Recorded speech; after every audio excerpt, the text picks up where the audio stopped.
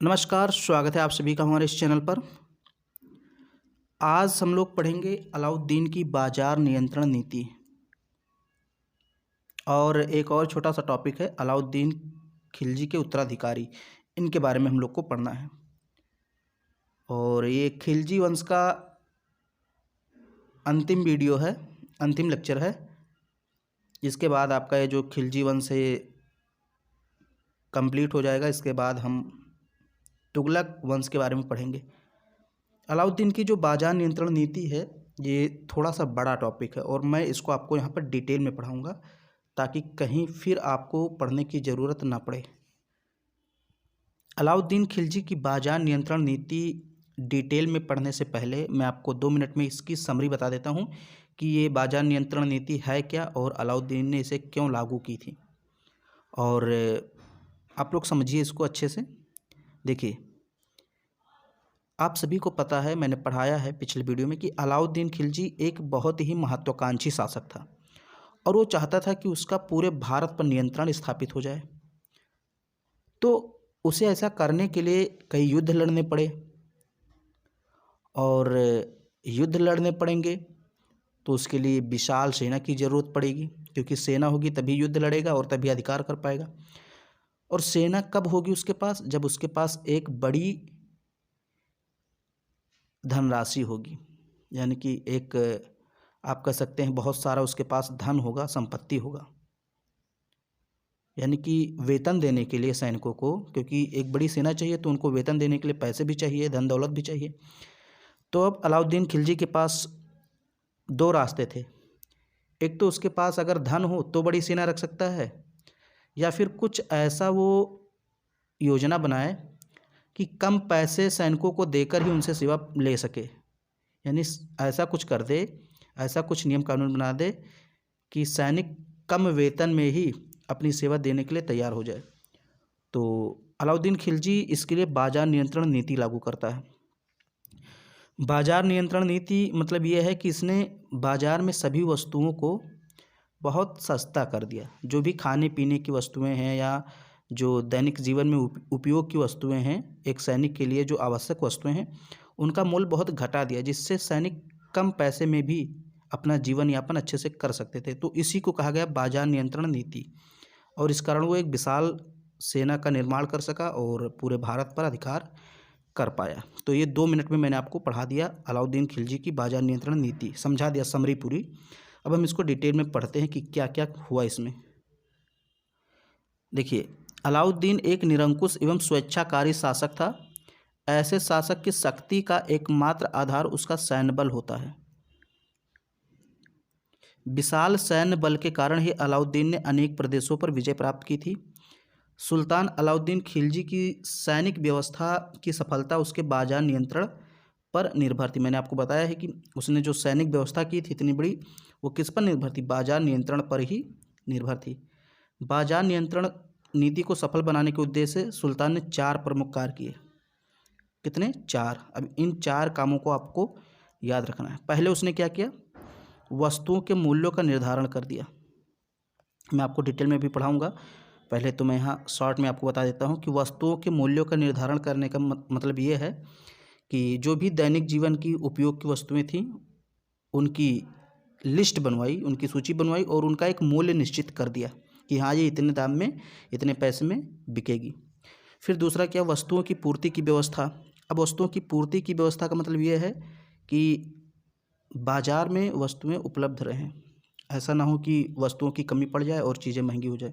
तो इसकी व्यवस्था की, इसको हम लोग को डिटेल में पढ़ना है आगे। तीसरा उसने क्या? वस्तुओं का उचित वितरण। उचित वितरण मतलब जहाँ पर जितनी वस्तुओं की डिमांड है वहाँ पर उतना ही सप्लाई हो। जैसे मान लीजिए किसी क्षेत्र में कम जनसंख्या तो वहाँ पर वस्तुएं कम उपलब्ध कराई जाएँ, जहाँ पर मांग ज़्यादा है, जनसंख्या ज़्यादा है, उन क्षेत्रों में ज़्यादा वस्तुओं की व्यवस्था कराई जाए। तो ये तीसरा काम था। फिर चौथा था बाज़ारों का प्रबंध। उसने अच्छे से बाज़ारों का प्रबंध किया। कहने का मतलब ये है कि बाज़ारों का प्रबंध करने में उसने कई सारे कर्मचारियों की नियुक्ति की, अधिकारियों की नियुक्ति की, ताकि कोई बेईमानी ना कर सके, कोई व्यापारी किसी को कम ना तौल कर दे या फिर ख़राब वस्तुएं ना बेच सके। मतलब किसी भी प्रकार की बेईमानी को रोकने के लिए उसने कई सारे अधिकारियों की नियुक्ति की थी, कई सारे गुप्तचर नियुक्त किए थे। हम लोग को इसको डिटेल में पढ़ना है। तो फिलहाल अभी आप ये जानिए कि अलाउद्दीन खिलजी ने 4 कार्य किए थे बाजार नियंत्रण नीति को सफल बनाने के लिए। वस्तुओं के मूल्यों का निर्धारण, वस्तुओं की पूर्ति की व्यवस्था, वस्तुओं का उचित वितरण और बाजारों का प्रबंध। तो पहला हम लोग देखते हैं वस्तुओं के मूल्यों का निर्धारण। तो मैंने आपको बता ही दिया कि हर एक चीज़ की, चाहे वो खाने पीने की हो या पहनने ओढ़ने की हो, जो भी उपयोगी वस्तुएं थीं उनका मूल्य निश्चित कर दिया। वही चीज़ इसमें लिखी हुई है, देखिए।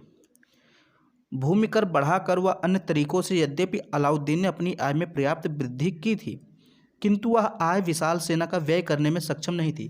कहने का मतलब यह है कि भूमि सुधार के माध्यम से, भूमि कर बढ़ा करके और अन्य तरीके से उसने अपनी इनकम में वृद्धि की थी, आय में वृद्धि की थी, लेकिन वो इनकम इतनी ज़्यादा नहीं थी कि एक विशाल सेना की स्थापना उससे की जा सके। अतः अलाउद्दीन ने वस्तुओं के मूल्य में कमी करने व मूल्य निर्धारण करने का निर्णय लिया। उसने उन वस्तुओं की सूची बनवाई जिनकी आवश्यकता सैनिकों को दैनिक जीवन में पड़ती थी। यह सूची अत्यंत सावधानी से तैयार की गई थी तथा इसमें सैनिकों के प्रयोग की छोटी से छोटी वस्तु भी शामिल थी। अलाउद्दीन ने जीवन निर्वाह की आवश्यक वस्तुओं के मूल्य को मांग तथा पूर्ति के नियम के अनुसार घटने तथा बढ़ने नहीं दिया, बल्कि उनका मूल्य स्थायी कर दिया। मतलब उनका जो रेट था, यहाँ मूल्य होगा, मूल्य, उनका मूल्य स्थायी कर दिया। सुल्तान ने आवश्यक वस्तुओं का मूल्य इतना कम कर दिया कि एक सैनिक कम वेतन में भी अपना गुजारा भत्ता कर सके। उसने तय कर दिया कि मूल्य वही होगा जो सरकार द्वारा निर्धारित मूल्य सूची में दिया हुआ है। मतलब उससे ज़्यादा कोई भी मूल्य नहीं लेगा। सरकार ने अगर निश्चित कर दिया है तो उतना ही मूल्य लिया जाएगा। अब यहाँ पर कुछ प्रमुख वस्तुएं और उनके निर्धारित मूल्य दिए गए हैं। कुछ प्रमुख वस्तुएं और उनके निर्धारित मूल्य, जैसे गेहूँ 7 जीतल प्रति मन। मन मतलब एक मात्रा होती है, जैसे आज किलोग्राम होता है, कुंतल होता है, ऐसे ही मन होता है। गेहूँ 7 जीतल प्रति मन और जौ 4 जीतल प्रति मन, चावल 5 जीतल प्रति मन, दाल 5 जीतल प्रति मन, चना 5 जीतल प्रति मन, रेशमी कपड़ा 16 टंके का मिलेगा, टंका चांदी की जो मुद्रा थी, और सूती कपड़ा 6 से 36 जीतल के बीच में मिलेगा, चादर 10 जीतल का। घोड़े, अब घोड़े में कई प्रकार के थे, मतलब अच्छे घोड़े लेंगे तो आपको 100 से 120 टंके देने पड़ेंगे, मतलब उच्च श्रेणी के घोड़े। अगर आप थोड़े निम्न कोटि के घोड़े लेंगे तो आपको थोड़े कम देने पड़ेंगे। गाय 3 से 4 टंके में मिल जाती थी। भैंस आपको 10 से 12 टंका देना पड़ता था।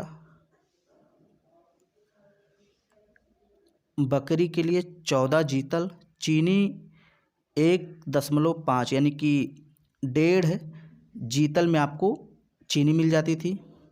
घी आपको 1 जीतल का 1.5 सेर मिलता था। तेल 1 जीतल का 3 सेर, और जो नमक था वो 1 जीतल का 5 सेर। ये भी सेर या मन, ये सब क्या है, ये सब मात्राएं हैं। जैसे किलोग्राम होता है, कुंटल होता है, ग्राम होता है, मिलीग्राम, ऐसे ही पहले सेर और मन चला करता था।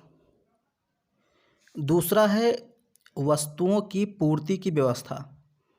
तो मैंने आपको बताया था कि उसने ऐसी व्यवस्था की जिससे बाजार में वस्तुओं की कमी ना हो। तो देख लेते हैं इसको। अलाउद्दीन जानता था कि यदि वस्तुओं को सही समय पर बाजार में न पहुंचाया गया और किसी भी वस्तु का यदि बाजार में अभाव हो गया तो उसके मूल्य को स्थिर रखना असंभव होगा। मतलब अगर सप्लाई कम हो गई तो उसका रेट हाई हो जाएगा, क्योंकि जब सप्लाई कम होगा, वस्तुएं कम रहेंगी मार्केट में, तो उसका भाव, उसका जो मूल्य है वो बढ़ जाएगा और फिर उसको कोई रोक ही नहीं पाएगा, क्योंकि ये अर्थव्यवस्था का नियम है। अर्थव्यवस्था अगर आपने पढ़ा होगा तो जानते होंगे, डिमांड एंड सप्लाई। उसकी बाजार नियंत्रण नीति की सफलता के लिए आवश्यक था कि बाजार में वस्तुओं का अभाव ना हो। अतः सुल्तान ने बाजार में वस्तुओं की पूर्ति के लिए निम्नलिखित महत्वपूर्ण कार्य किए। कौन कौन से कार्य किए ताकि पूर्ति बनी रहे? पहला किया उसने कि वे वस्तुएं जो राज्य में ही उत्पन्न की जाती हैं उनकी पैदावार बढ़ाने की व्यवस्था की गई। मतलब जो वस्तुएं राज्य में ही उत्पादित की जाती हैं उनकी पैदावार बढ़ाने के लिए कई उपाय किए गए, जैसे नए नए बीज दिए गए और खाद वगैरह की व्यवस्था कराई गई। किसानों को ऋण दिया गया ताकि वो खेती कर सकें। जो वस्तुएं अन्य प्रदेशों से मंगाई जाती थी उनको मंगाने की उचित व्यवस्था की गई। फिर तीसरा है, जो वस्तुएं राज्य में उपलब्ध नहीं थीं उन्हें विदेश से मंगाने का प्रबंध किया गया। जैसे अलग अलग जो हैं, जैसे आप ईरान या फिर इधर के क्षेत्र ले लीजिए अफ़गानिस्तान, यहाँ सबसे मंगाने की कोशिश की गई। वस्तुओं को एकत्र करने के लिए बड़े बड़े गोदामों का निर्माण किया गया ताकि जो है आपके अनाज खराब ना हो, मतलब उनका संरक्षण किया गया। बड़े बड़े गोदाम स्थापित किए गए और उन गोदामों में उन वस्तुओं को, चाहे कोई अनाज हो या कोई अन्य चीज़ हो, उसको रख दिया गया।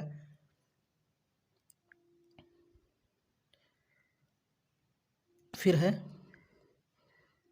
अन्न को उचित मूल्य पर प्राप्त करने के लिए सुल्तान ने किसानों पर भारी कर लगाया। अब ये समझिए, ये थोड़ा समझना जरूरी है। पहले मैं पढ़ देता हूँ फिर समझाता हूँ। अन्न को उचित मूल्य पर प्राप्त करने के लिए सुल्तान ने किसानों पर भारी कर लगाया। कर को देने के लिए किसानों को उपज सस्ते दामों पर शीघ्रता से बेचनी पड़ती थी। अन्न के समान ही अन्य वस्तुएं भी पूर्ति का प्रबंध किया जाता था। अन्य वस्तुओं की भी पूर्ति का प्रबंध किया जाता था। सुल्तान कपड़ा बंगाल से और सिंध से और गुजरात से मंगाता था। कपड़ा कहाँ से मंगाता था? बंगाल, सिंध और गुजरात से। इसी प्रकार बंजारों की सहायता से वो अरबी और तुर्की घोड़े खरीदता था। तो देखिए, किसानों से सुल्तान डायरेक्ट माल खरीदता था। माल हुआ या अनाज हुआ, जो भी हुआ प्रोडक्ट, वो सीधे किसानों से खरीदता था और किसानों को एक निश्चित धनराशि देता था। ऐसा नहीं था कि वो किसान तय करेंगे, नहीं, सुल्तान तय करता था कि आप हमें कितने में देंगे। और इसके लिए क्या किया था, अलाउद्दीन खिलजी ने किसानों पर बहुत बड़ा कर लगा रखा था। राजस्व बहुत ज़्यादा वसूलता था, तो यानी कि टैक्स बहुत ज़्यादा लगा रखा था। तो अब किसान को टैक्स देना पड़ेगा और टैक्स देना पड़ेगा, उसके लिए उनके पास पैसा होना ज़रूरी है। पैसा कब होगा? जब वो अपने अनाज को बेच पाएंगे जल्दी से, और जल्दी किसको देंगे? सुल्तान को ही देंगे। यानी कि सुल्तान ने बहुत दिमाग लगाया था, राजस्व कर बढ़ा दिया और राजस्व को देने के लिए, उसको चुकाने के लिए किसानों को अपना अनाज सस्ते मूल्य पर सुल्तान को बेचना पड़ता था। तो इस तरह से मार्केट में वस्तुओं की कमी नहीं महसूस होती थी कभी। फिर है, हाँ, इस प्रकार सुल्तान ने वस्तुओं की पूर्ति की पूर्ण व्यवस्था की थी, जिसके परिणामस्वरूप बाजार में वस्तुओं का अभाव नहीं होता था तथा मूल्य स्थिर रहते थे। फिर है वस्तुओं का उचित वितरण।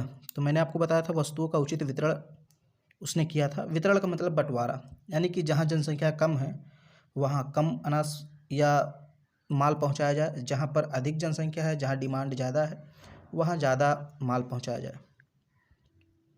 आपूर्ति व्यवस्था के समान ही सुल्तान ने वितरण व्यवस्था की भी समुचित प्रबंध किया था। प्रत्येक क्षेत्र की जनसंख्या के अनुसार उस क्षेत्र के बाजार में माल उपलब्ध कराया जाता था। जनसंख्या के अनुसार प्रत्येक व्यापारी को उतना ही माल दिया जाता था जितना कि उस दुकानदार के क्षेत्र के उपभोक्ताओं के लिए आवश्यक था।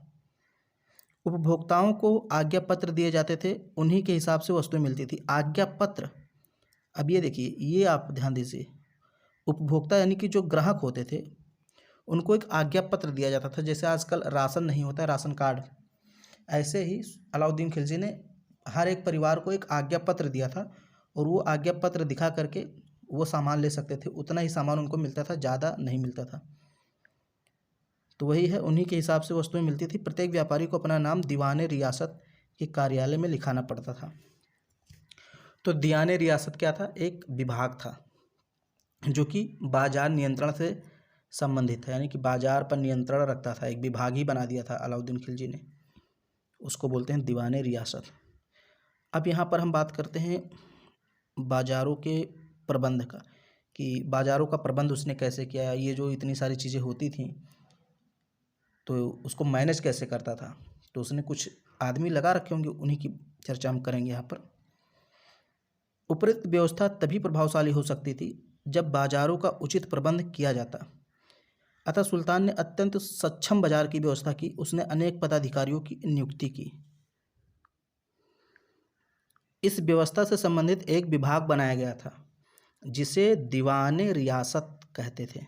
विभाग का नाम क्या था? दीवाने रियासत। बाजार का सबसे बड़ा अधिकारी सदर ए रियासत कहलाता था। यानी कि दीवाने रियासत विभाग जो था, इसका अध्यक्ष कौन था? इसका अध्यक्ष था सदर ए रियासत। यह बाजार नियंत्रण का सबसे बड़ा अधिकारी था, मतलब पूरा कमांड इसी का था। ये अधिकारी था जिसकी नियुक्ति सुल्तान करता था, और ये दीवाने रियासत का अध्यक्ष होता था। सदर ए रियासत के अधीन 3 अधिकारी होते थे। तो मैंने बताया कि ये जो विभाग था, इसमें सबसे बड़ा अधिकारी कौन था? सदर ए रियासत। अब सदर ए रियासत के अधीन 3 छोटे छोटे अधिकारी थे। तो पहला था सहना। सहना को बोलते हैं निरीक्षक, यानी कि निरीक्षण का काम करता था।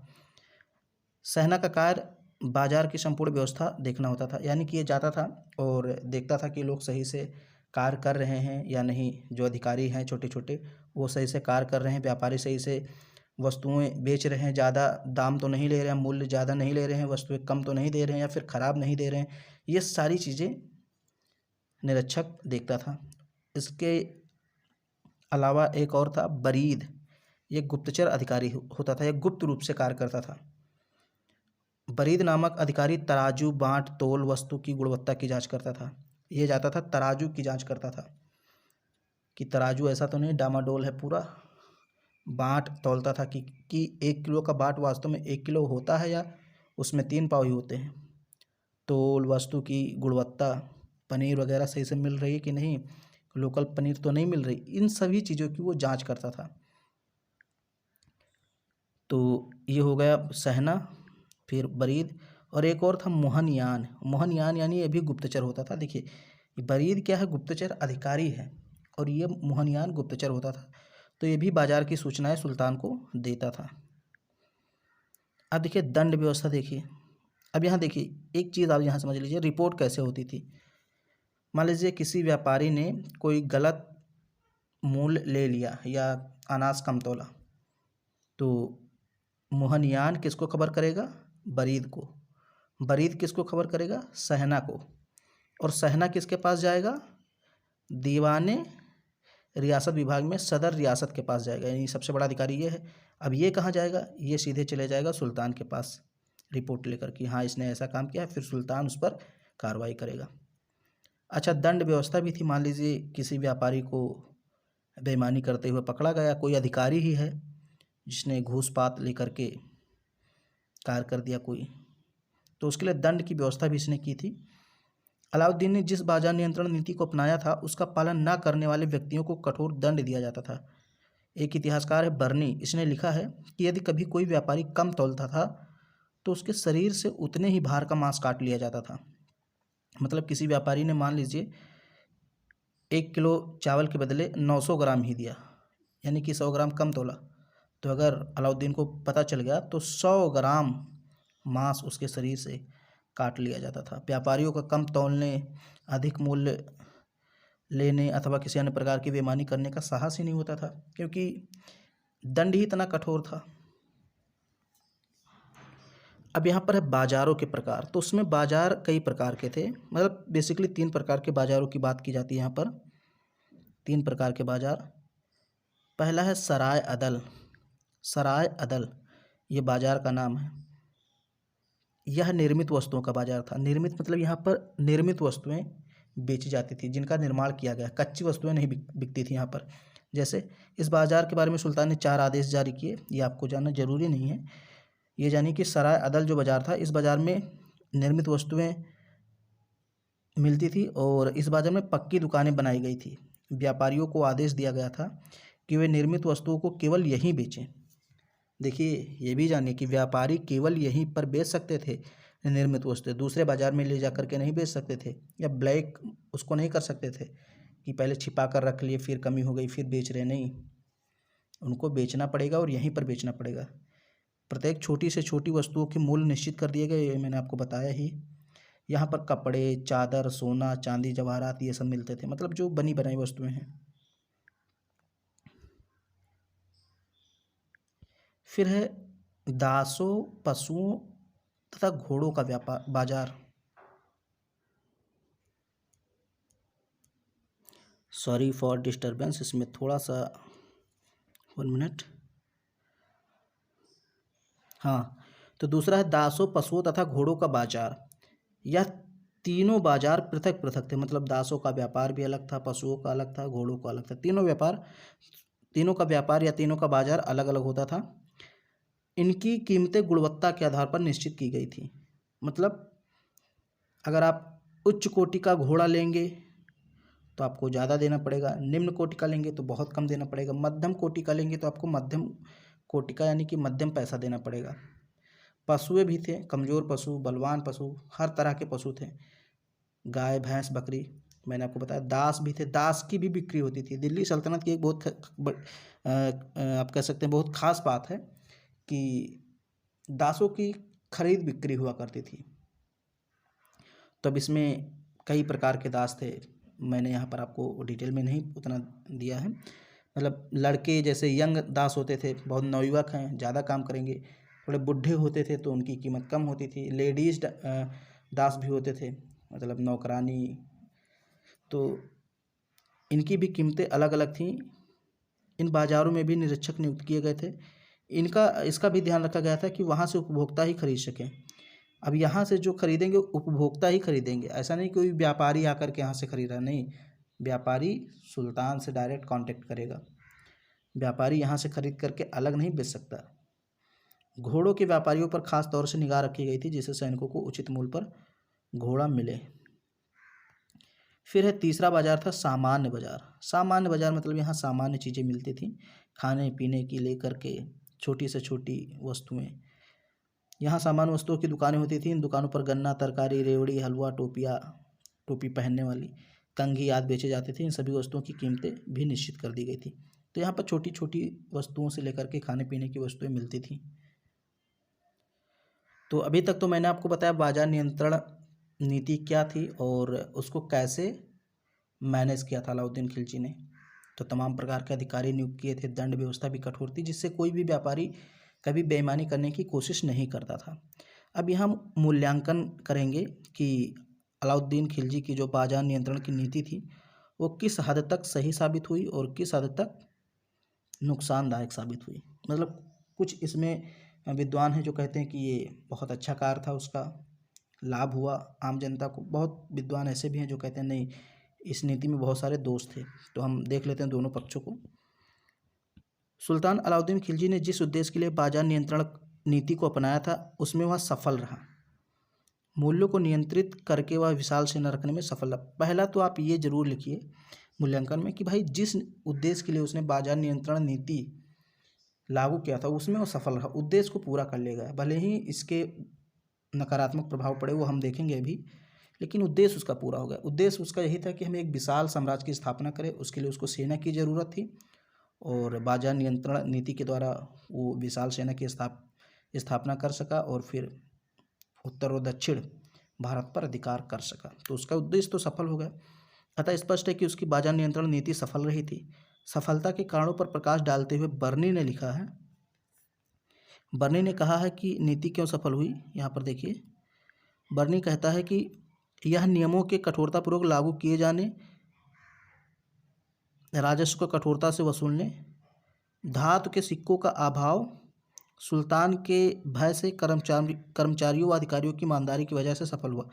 मतलब अलाउद्दीन खिलजी की इस नीति के बारे में कहता है बर्नी कि चूँकि अलाउद्दीन खिलजी ने बहुत कठोरता से इसको लागू किया था, राजस्व को बहुत कठोरता से वसूला, जिससे किसान जल्दी से जल्दी अपने सामान को बेच करके, अपने प्रोडक्ट को बेच करके राजस्व दे देते थे। तो ये भी, और फिर धातु के सिक्कों का अभाव था और सुल्तान का भय भी था कर्मचारियों और अधिकारियों में। तो इस कारण ये बहुत कठोरता से लागू किया गया और ये सफल हो गया। प्रोफेसर हबीब और निज़ामी ने इस नीति की प्रशंसा करते हुए लिखा कि जब तक अलाउद्दीन जीवित रहा तब तक इन मूल्यों में तनिक भी वृद्धि ना हुई, चाहे वर्षा हो या ना हो। गल्ला मंडी में भाव की स्थिरता उस युग की अद्भुत घटना थी।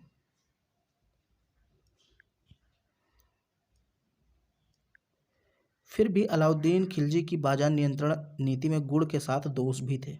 तो सबसे पहले हम गुड़ की बात करेंगे, यानी कौन कौन से लाभ हुए। पहला लाभ यही है कि अलाउद्दीन अपने उद्देश्य में सफल रहा। बिना वेतन बढ़ाए एक विशाल एवं शक्तिशाली सेना का संगठन करना इसी नीति के कारण संभव हो सका, यानी कि कम वेतन दिया और एक विशाल सेना की स्थापना कर ली। तो ये पहला उसका लाभ था। दूसरा है अकाल, दुर्भिक्ष व सूखे के दिनों में भी अनाज का उचित भंडार होने से अन्न की कमी नहीं हुई। तो मैंने बताया था इसने गोदामों की स्थापना करवाई थी, उसमें अनाज और जो अन्य खाने पीने की वस्तुएं होती थी उनको संरक्षित रखा जाता था। तो जब कभी अकाल पड़ता था, दुर्भिक्ष या सूखा पड़ जाता था, तो अनाज की कमी नहीं होती थी, खाने पीने की चीज़ें हमेशा मौजूद रहती थी। ये भी फायदा हुआ। अन्न की कमी ना होने से मूल्य स्थिर रहे। अब चूंकि अन्न की कमी नहीं होती थी इसलिए मूल्य कभी बढ़े नहीं। इस प्रकार जनता को उन कष्टों का सामना नहीं करना पड़ा जो साधारणतया अकाल के दिनों में करना पड़ता था। माननी पड़ेगी, ये बात सही है। फिर है मूल्य में कमी होने से गरीब वर्ग को लाभ हुआ। जब बाजार में वस्तुएं सस्ती मिलने लगी तो जो गरीब थे वो भी आराम से अपना जीवन यापन करने लगे। कठोर नीति अपनाने के कारण भ्रष्टाचार समाप्त हो गया, इससे जनता का जीवन सुखमय हुआ। जो व्यापारी थे मनमाने ढंग से वस्तुओं को बेचते थे, जो भ्रष्टाचार फैला हुआ था, वो चीज़ अब समाप्त हो गई। फिर है अमीरों, जमींदारों और बड़े व्यापारियों के शक्ति पर अंकुश लग गया। अब वे विलासी जीवन व्यतीत नहीं कर सकते थे। तो ये तो इसके लाभ हुए, गुण हैं इसकी। अब कुछ इसकी कमियां भी थी, दोष थे। जैसे पहला है किसानों की स्थिति शोचनीय हो गई। करों के भार से उनकी दशा पहले से ही विशेष अच्छी न थी। अब सस्ते मूल्य पर अनाज बेचने से उनकी स्थिति पहले से भी अधिक खराब हो गई। तो किसानों की दशा शोचनीय ऐसे हो गई क्योंकि एक बहुत बड़ा राजस्व कर लगा रखा था अलाउद्दीन खिलजी ने, और उस कर को चुकाने के लिए किसानों को सस्ते दाम पर अपना अनाज या अपना कोई भी प्रोडक्ट बेचना पड़ता था। तो इससे किसानों की स्थिति तो वैसे पहले से ही खराब थी, और जब ये नियम लागू हुआ तो और ज़्यादा खराब हो गई। फिर है अधिकांश किसान हिंदू थे, अतः हिंदुओं का जीवन निर्वाह करना कठिन हो गया। अब चूंकि जनसंख्या ज़्यादा हिंदुओं की थी, चाहे मुगल काल ले लीजिए, दिल्ली सल्तनत काल ले लीजिए, शासक भले ही मुस्लिम रहे हैं लेकिन जनसंख्या ज़्यादा यानी कि बहुसंख्यक में हिंदू ही रहे। तो कृषि भी यही ज़्यादा करते थे। तो अब चूंकि इनसे बहुत ज़्यादा कर लिया गया और इनके उत्पादों को या हम कहें इनके अनाजों को बहुत सस्ते दाम में खरीदा गया, तो इससे इनकी जो दशा थी वो काफ़ी खराब हो गई। इस नीति से व्यापार को अत्यधिक हानि हुई क्योंकि व्यापारियों के लाभ का अंश थोड़ा होता था तथा व्यापार करने में कोई प्रोत्साहित करने वाला तत्व तो नहीं रह गया। अब व्यापार को भी हानि कैसे हुई? क्योंकि जो व्यापारी थे उनको बहुत ज़्यादा लाभ नहीं मिलता था क्योंकि मूल्य निश्चित कर दिया गया था, बढ़ा सकते थे नहीं। तो उनको कहीं ना कहीं जो प्रोत्साहन करने वाला तत्व था वो नहीं दिख रहा था व्यापार में, इसलिए व्यापार से दूर जाने लगे। कठोर दंड नीति के कारण भी लोग व्यापार करने से घबराने लगे कि अगर थोड़ा सा भी बेईमानी करेंगे, लाभ की इच्छा रखेंगे तो कठोर दंड दिया जाएगा। तो इससे भी लोग डर गए। छोटे छोटे अपराध के लिए कठोर दंड दिए जाते थे। इसके अतिरिक्त व्यापारियों को अपने बीवी बच्चों को दिल्ली में रखना आवश्यक था। देखिए, अपने बीवी बच्चों को दिल्ली में रखना आवश्यक था ताकि व्यापारी सरकार के साथ धोखा न कर सकें। धोखा करने पर व्यापारी के परिवार को भी दंड दिया जाता था। जो व्यापारी दिल्ली में व्यापार करने आते थे वे अपने परिवार को भी दिल्ली में लाते थे। ऐसा लाना पड़ता था उनको, ऐसा नहीं था कि अपनी मर्जी से लाते थे। सुल्तान कहता था कि अगर आप दिल्ली में व्यापार करेंगे तो आप अपने बीवी बच्चों को लाएंगे दिल्ली में। अब इससे ये होता था कि मान लीजिए किसी व्यापारी ने अगर कोई बेईमानी करने की कोशिश की या किया बेईमानी, तो सुल्तान उसके बीवी बच्चों को भी कठोर दंड देता था। इसलिए कोई भी कभी बेईमानी करने की कोशिश ही नहीं करता था। फिर है व्यापार की उन्नति के लिए प्रतिस्पर्धा आवश्यक होती है। बाजार नियंत्रण नीति ने व्यापारिक प्रतिस्पर्धा को समाप्त कर दिया। मतलब सभी व्यापारी एक समान हो गए, किसी के पास ज़्यादा या कम नहीं था। जिस दुकान पे ज़्यादा भीड़ लगती थी वहाँ ज़्यादा सामान उपलब्ध कराया जाता था, जहाँ कम वहाँ कम। तो प्रतिस्पर्धा की जो स्थिति थी वो समाप्त हो गई। फिर है इस प्रकार बाजार नियंत्रण नीति से प्रत्येक वर्ग, चाहे वह कृषक हो, व्यापारी हो, हिंदू, अमीर, जमींदार, कोई भी क्यों ना हो, असंतुष्ट था। मतलब सभी वर्ग असंतुष्ट थे, चाहे व्यापारी वर्ग हो, कृषक वर्ग हो, हिंदू हो, अमीर, जमींदार, सब कोई। अलाउद्दीन की बाजार नियंत्रण नीति की कमजोरी थी कि यह अर्थशास्त्र के सिद्धांतों पर आधारित नहीं थी। अर्थशास्त्र का नियम क्या है, मैंने आपको बताया था। अर्थशास्त्र का नियम है डिमांड एंड सप्लाई, यानी कि अगर वस्तुएं मार्केट में कम हो गई तो उनकी मांग बढ़ जाएगी, उनकी कीमत बढ़ जाएगी। लेकिन अलाउद्दीन ने ऐसा नहीं होने दिया, तो इसलिए ये अर्थशास्त्र के सिद्धांतों पर आधारित नहीं थी। अतः अलाउद्दीन की मृत्यु के साथ ही इस व्यवस्था का भी पतन हो गया। विद्वानों में इस विषय में मतभेद है कि बाजार नियंत्रण की यह व्यवस्था अलाउद्दीन के संपूर्ण राज्य में लागू थी अथवा मात्र राजधानी में। अधिकांश इतिहासकारों का यह मत है कि यह व्यवस्था मात्र दिल्ली में लागू थी। Doctor KS. लाल ने भी इसी मत का समर्थन किया है। तो ये व्यवस्था बेसिकली यही माना जाता है कि दिल्ली के आसपास क्षेत्रों में ही लगी हुई थी, बाकी ये व्यवस्था और कहीं नहीं लागू थी, क्योंकि पूरे भारत में जहाँ जहाँ अलाउद्दीन खिलजी का अधिकार था इस व्यवस्था को लागू करना बहुत मुश्किल था, इसलिए दिल्ली और उसके आसपास क्षेत्रों में ही ये लागू थी। ये तो मैंने बात किया था अलाउद्दीन खिलजी के बाजार नियंत्रण की नीति और उसके मूल्यांकन के बारे में।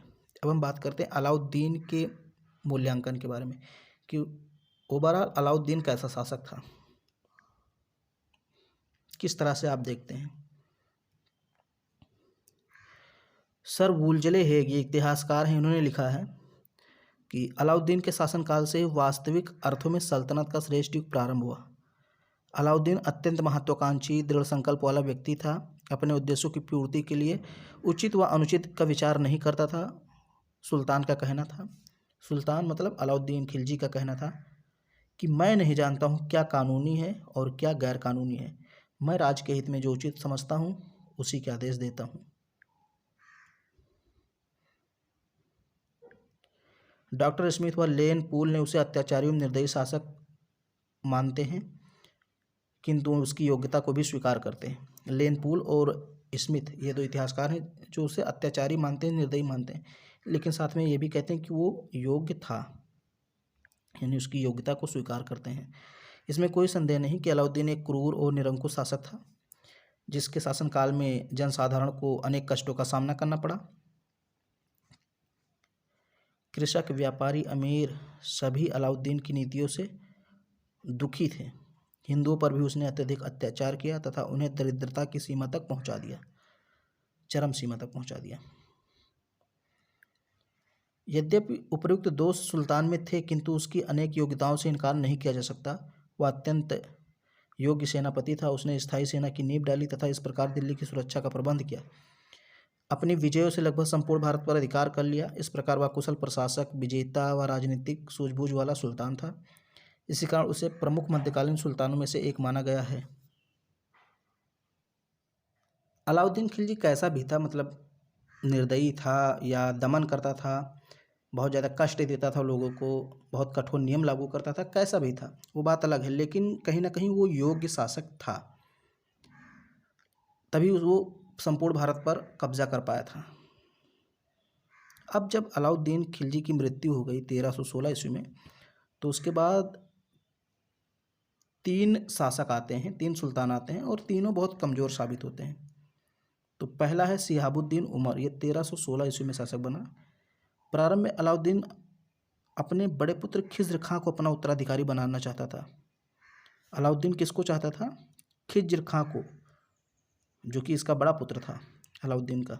तो खिज्र खां को अपना उत्तराधिकारी बनाना चाहता था, किंतु मलिक काफूर के प्रभाव में आकर के उसने अपने 6 वर्षीय पुत्र, यहाँ शिहाबुद्दीन होगा, शिहाबुद्दीन उमर को उत्तराधिकारी घोषित किया। 1 जनवरी 1316 ईस्वी को अलाउद्दीन की मृत्यु हो गई। मलिक काफूर ने शिहाबुद्दीन को सुल्तान घोषित किया और स्वयं उसका संरक्षक बनकर शासन चलाने लगा। तो अलाउद्दीन खिलजी अपने पुत्र खिज्र खां को बनाना चाहता था अपना उत्तराधिकारी, लेकिन मलिक काफूर ने उसको समझा दिया कि नहीं नहीं, ये योग्य नहीं है। तो इस प्रकार मलिक काफूर के प्रभाव में आकर उसने शिहाबुद्दीन उमर को बना दिया और उत्तराधिकारी घोषित कर दिया। जब अलाउद्दीन खिलजी की मृत्यु हुई तो शिहाबुद्दीन उमर सुल्तान बना और उसका संरक्षक कौन बन गया? मलिक काफूर। और संरक्षक बन करके मलिक काफूर शासन चलाने लगा। शीघ्र ही वह सुल्तान बनने का सपना देखने लगा। टाइपिंग मिस्टेक है, यहाँ विवाह नहीं होगा, यहाँ होगा शीघ्र ही वह सुल्तान बनने का सपना देखने लगा। कौन? मलिक काफूर। पहले तो संरक्षक बना, अब वो सुल्तान बनने का सपना देखने लगा। इसी उद्देश्य से उसने खिज्र खां और उसके छोटे भाई सादिक खां को अंधा करवा दिया। और मतलब अंधा इसलिए करवाया खिज्र खां को और उसके छोटे भाई सादिक खां को, क्योंकि इस्लाम में ये नियम है कि जो अंधा व्यक्ति है वो गद्दी पर नहीं बैठ पाएगा। तो इनको अंधा करवा दिया। फिर अलाउद्दीन के एक अन्य पुत्र मुबारक खां ने मलिक काफूर की हत्या करवा दी और कुछ दिनों तक शिहाबुद्दीन के संरक्षक के रूप में कार्य करता रहा।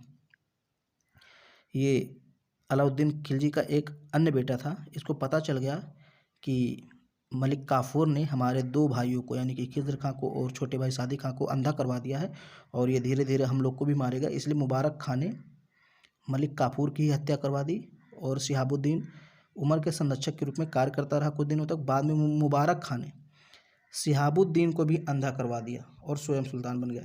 तो ये है मुबारक खां, कुतुबुद्दीन मुबारक शाह खिलजी। इसने अपने भाई को ही अंधा करवा दिया, शिहाबुद्दीन उमर को ही अंधा करवा दिया।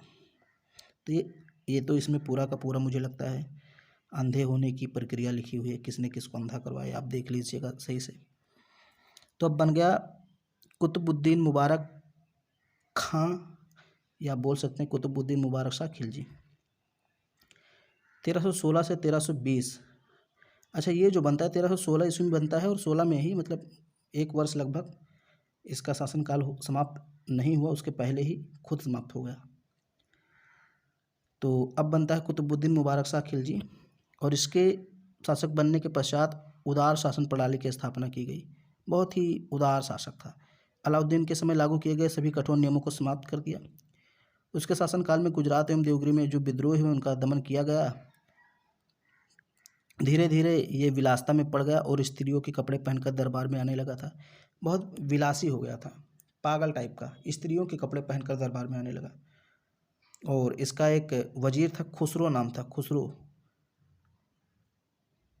तो इसको ये चीज़ नहीं पसंद आई, तो इसने इस चीज़ का फ़ायदा उठाया और इसकी हत्या कर दी। यानी कि वजीर इसका जो था खुसरो, उसने कुतुबुद्दीन मुबारक शाह की हत्या कर दी और स्वयं सुल्तान बन बैठा।